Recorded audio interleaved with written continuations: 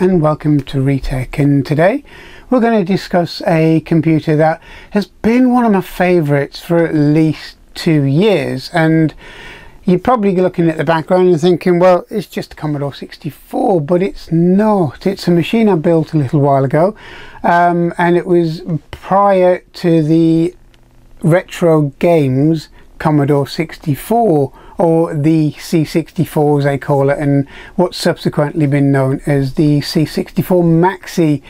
And it wasn't either based on the C64 Mini either. It was kind of just based on a Raspberry Pi, a old VIC-20 case, a Arduino Leonardo, and a USB hub, and all kind of manner of bits and pieces just to put it together and make it work. Now, this machine has kind of been my favorite go-to machine really for Commodore stuff, because at the end of the day all I need to do is plug it into a HDMI TV, a 5-volt USB power supply, and that's it, we're away. And that's all I need to do. If I want to add some nicer sound to it, I can just plug in a pair of speakers like the ones here, and that is it. And it's ultra reliable, and there's no real need for me to kind of drag out a original Commodore 64 and then hope that it doesn't have a fault and hope that it's going to work, and so on and so on.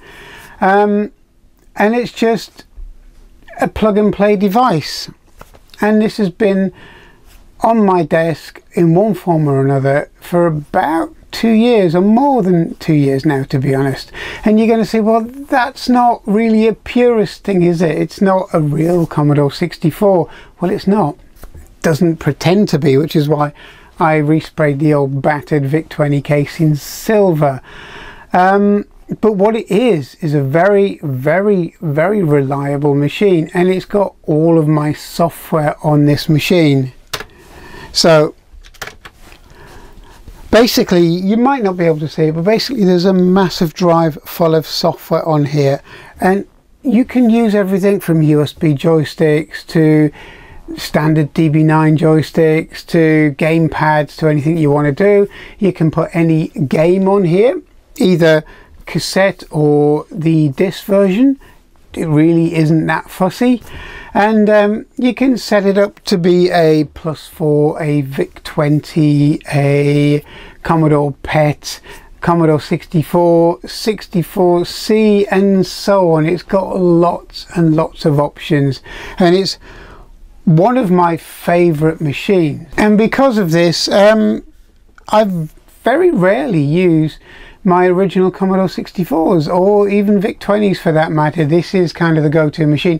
And even though I've got the Retro Games 64, and Marcus, my son's got one as well, which he still plays on, even 2 years down the line, he's still putting new games and new software on it, and that's a very good machine as well. But I guess it's because I built this long before that one came out, and I built it around a Raspberry Pi rather than the Retro Games Mini, which a lot of people were stuffing in these cases instead. Okay, you can go down the same route and it will kind of get the same result, but this is the one I like. Now, there's going to be a lot of people out there saying that, well, you've already got 64s and +4s and VIC-20s, so why do you need this? So really what I'm going to do is we're going to just have a quick look at how this machine's evolved since I built it, and why really it's become a replacement almost for my original 64s. But I have to say that it's not as inexpensive as it was a few years ago to build. I mean, the cases now, even for a wrecked VIC-20 and 64, you know, a completely dead one, are probably as much as I would have paid for a working 64 a few years ago. The Raspberry Pi inside of it, which is a 3B Plus, are almost impossible to get hold of, and if you do get hold of them, they're very expensive. There's a massive shortage of Pi related products. There's also a massive shortage of a lot of other single board computers, including the Beagle boards, the Orange Pis, the Raspberry Pis, and so on. But you know, the Raspberry Pi seemed to have been hit the hardest, or from my experience anyway. But then you've got a USB hub, a working keyboard, and by the time you've kind of built all of that, you might as well really have kind of looked out for an original 64, or just bought the C64 Maxi as it's been nicknamed, and that might be almost as good a route. But that's not to say that I'm going to go down that route, because I've got one, and to be honest, the C64 Maxi hasn't come out of the box. It has with Marcus, but this has kind of superseded and replaced it, so it's personal choice. So anyway, this machine, we're just going to do a quick rundown of how it sounds, how it looks, how it plays, and it's based on the PAL version, so it's not an NTSC model. It's got mostly, well, in fact, it's got all PAL software on there, mainly because there seems to be a lot more PAL software than any other version of software for the Commodore 64, and it's the same for the Spectrums and so on.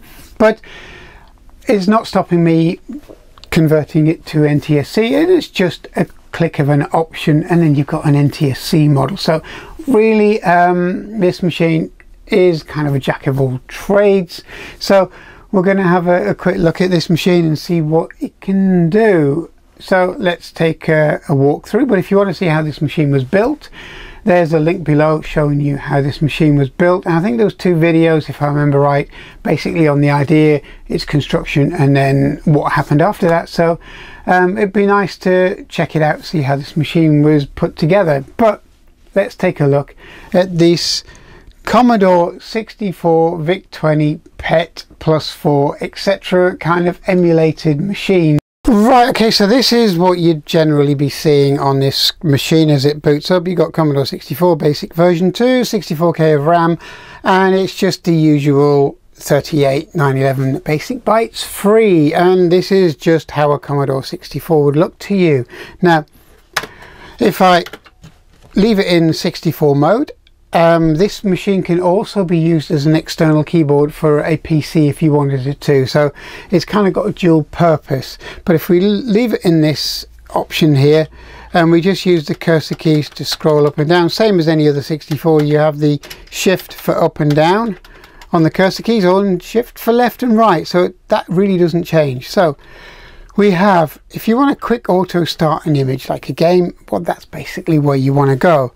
Now, we can also run tapes and cartridges as well as the disc images, and then you can change your sound settings to into HDMI or external. I put external on here simply because I prefer the sound, because the speakers in these little machines are not, or these little TVs are not brilliant.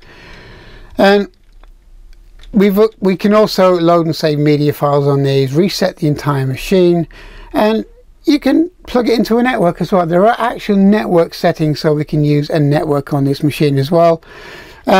If you don't have a proper keyboard set up, we can use a virtual keyboard and so on, or we can quit the actual emulator. So when you quit the emulator, you get a few options. You've got 64, 64 DTV, 64 SC, 64 with CMD Super CPU, Commodore 128, Commodore VIC-20 +4 and a PET, and you can go straight to a bulletin board connection, etc. So the most useful thing is if you have a full USB key of Commodore software, you can use this option here to copy everything from a USB key onto this machine. So if you collate your own software for a 64 and then you want to pop it onto this machine, that's as simple as it gets. Plug in the USB key into the side of it, click copy, and it's done.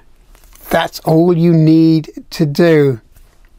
You've obviously got Wi-Fi configuration. Obviously this is all the stuff the Commodore 64 would never have had, and we can go to Raspberry config and then reboot the entire system. Okay, I'm leaving it on basic Commodore 64 because I use this primarily as a Commodore 64. All I want to do now is I'm not going to go through any of these because it's all set up the way I want it. So I'm going to show you the other settings within the Commodore 64 emulator itself. So we're going to do a quick reboot, and you'll see it just boots up like most Raspberry Pis, and it will boot on its own.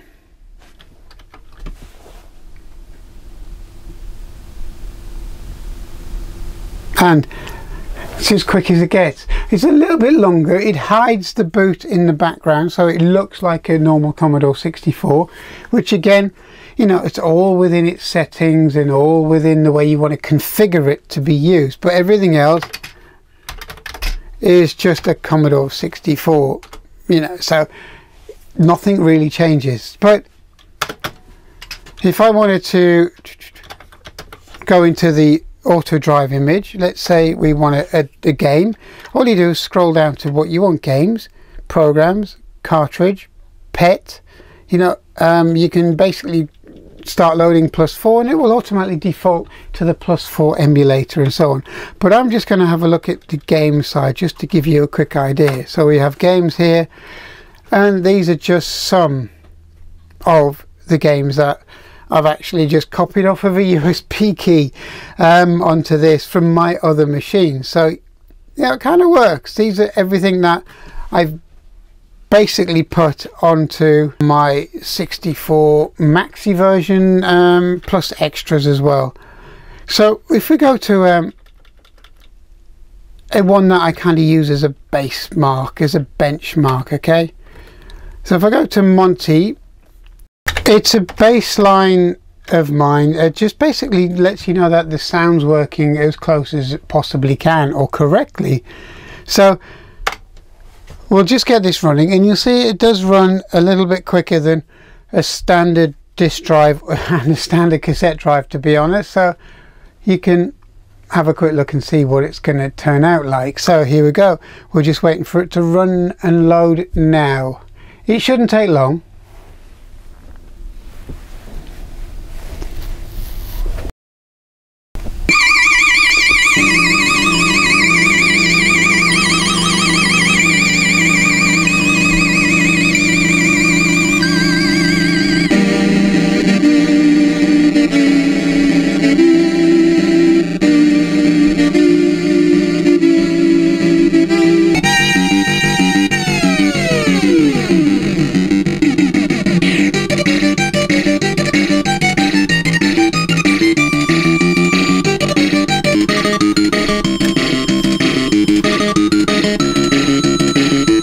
Okay, I'll just turn the volume down, and as you can see, one of the reasons why I quite like this, because it's so convenient.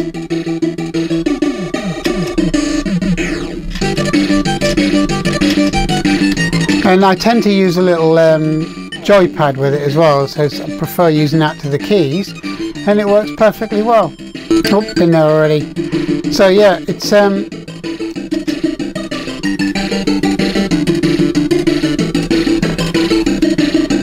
so it's almost identical, really, in the way it sounds, the way it runs.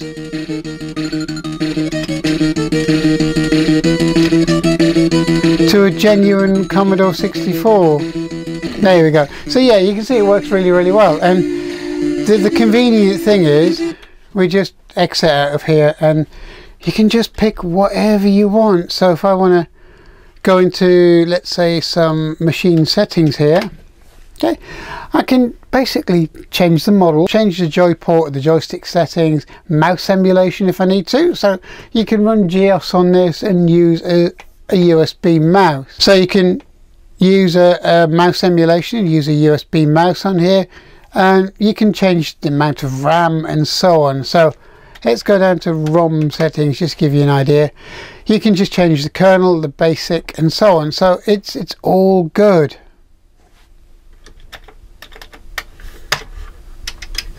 And then once you've done something, you can go straight back to where you started off or left off on the game. So if you wanted to change your joystick configuration, that's it. It basically snapshots where you are. So again, you've got things like speed settings, the refresh rate, automatic at the moment, but you can change that to whatever rate you want, and your maximum speed as well. We're on standard 100% of normal Commodore 64 speed, and then you can just put whatever limit you want or don't want on there. So, and each time, as you can see, you just have to go back to where you played it from, and it just saves it automatically.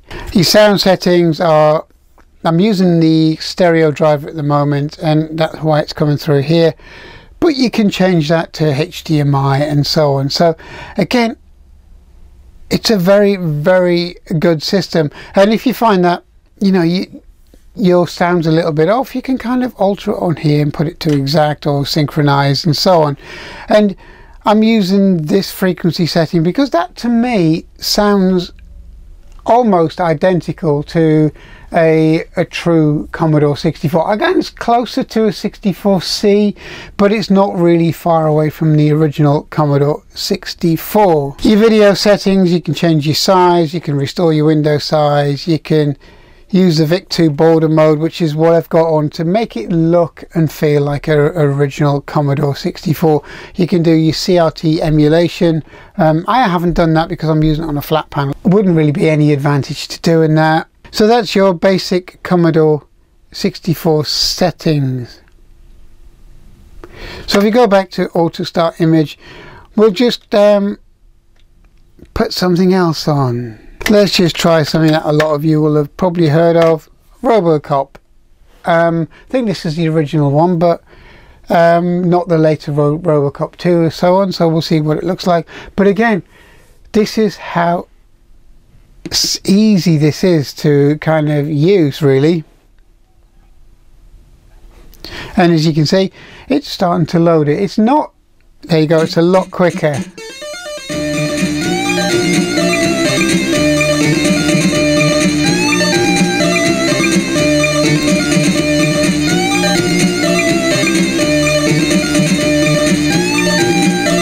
And a lot of these have various different intros, and it really does show off the sound on the Commodore 64 anyway.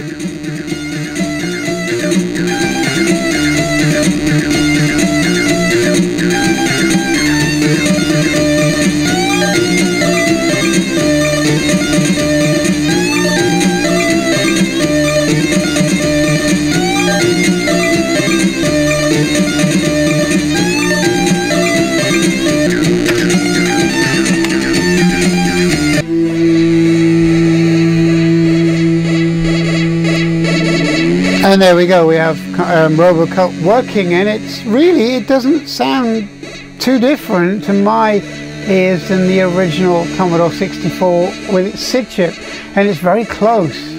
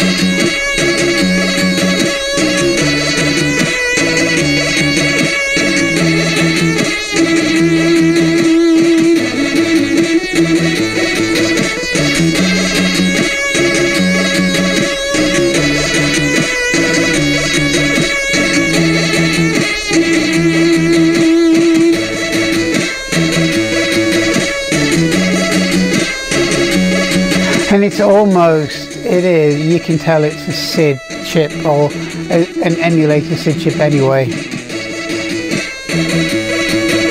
You just don't get this kind of sound off of any other synthesizer ever.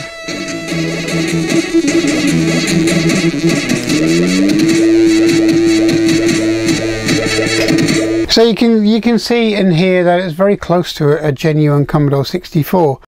So yeah, it runs and it sounds and it works like a normal Commodore 64. So if we auto start another image, we'll just try one last one. It's got a bit of speech in it, so that's where a lot of emulators struggle, and it's also where the 64C struggled.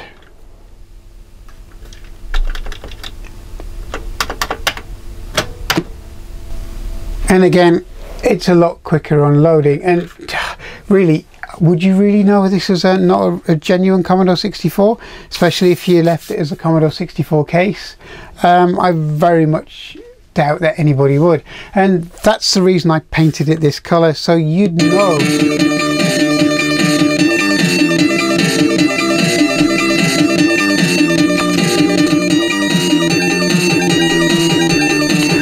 And that's the reason I left, as I said, that's the reason I left it and painted it this colour, because I don't want people to kind of think that this is a real Commodore 64 if I use it for something else. Okay, so, and it's very easy to hide that this isn't a genuine Commodore 64, but I think that was kind of a little bit underhanded if you were trying to portray this as a real C64 on videos.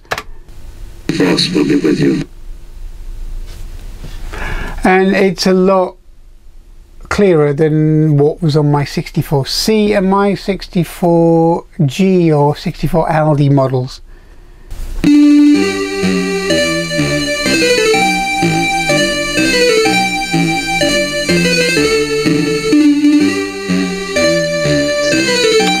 And as you can see, it plays everything okay. So there isn't really much that this machine does not do.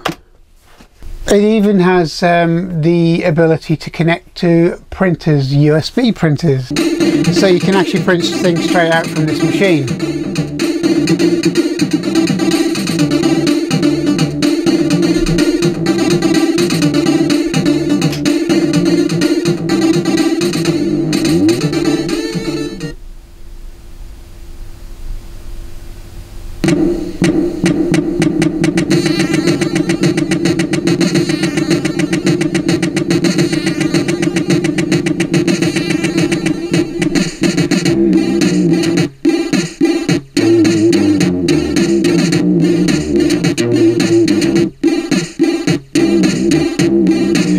And as you can hear, it's really doing a very good job of being a Commodore 64 with the voices and the sound. And the Commodore 64 produced some of the nicest sounding tracks for any games on any platform.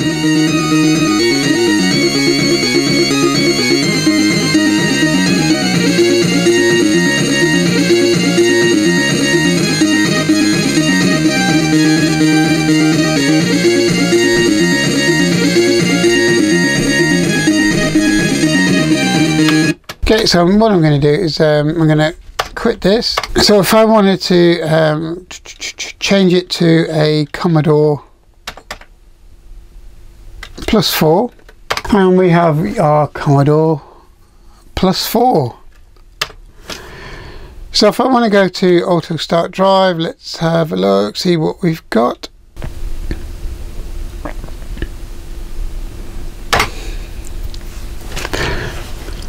And we'll just run Pet Rescue on this machine using a Commodore +4 emulator. And there we go, we have Pet Rescue. One of the nicest games on the Commodore +4 range, or the Commodore 16 with expanded memory.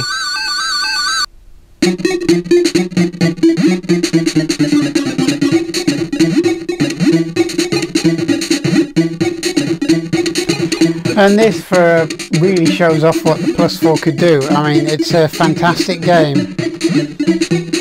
So again, this emulator runs just about everything. So let's just quit the emulator again. And then once it does a reboot, we're back in standard Commodore 64 mode again. But you can also do a PET, you can do a VIC-20, you can do a DTV and so on. So it's a great little machine, and I can basically run whatever I want on this. So it's become a tool. It's become a tool to test out software. It's become a tool to test out games. It's become a tool to do some programming on it, etc. So this is rapidly my favorite machine. So this has been a walk through my favorite computer, or my favorite emulator computer over the past few years, and it's one I'm quite happy with because it took me a little while to build it and to put it together, and it's been 100% reliable ever since, and it's also been a fantastic machine. So I hope you enjoyed this quick run through of my emulated Commodore 64 PET VIC-20 +4 C16 and so on, and I hope you enjoyed this, and I hope it inspires you to think about either doing it for yourself. If you haven't got a genuine Commodore 64 and you don't want to put it with the reliability problems, you don't want to keep fixing it or repairing it, this might be the way forward for you, which is either something like this, or it's something like the Commodore 64 Maxi. The Mini's good as long as you get one that's locked down to your region, but if you wanted the kind of full experience, the Commodore 64 Maxi or the 664 is probably the closest that you can get to this machine here that I've just been showing you. But yeah, it's a great addition, and in long term it's going to be infinitely more reliable than my old Commodore 64s, VIC-20s, +4s, etc. So anyway, hope you enjoyed this. Hope you enjoyed this return visit to this machine. If you want to see how it was built, see the description below. There's a link below.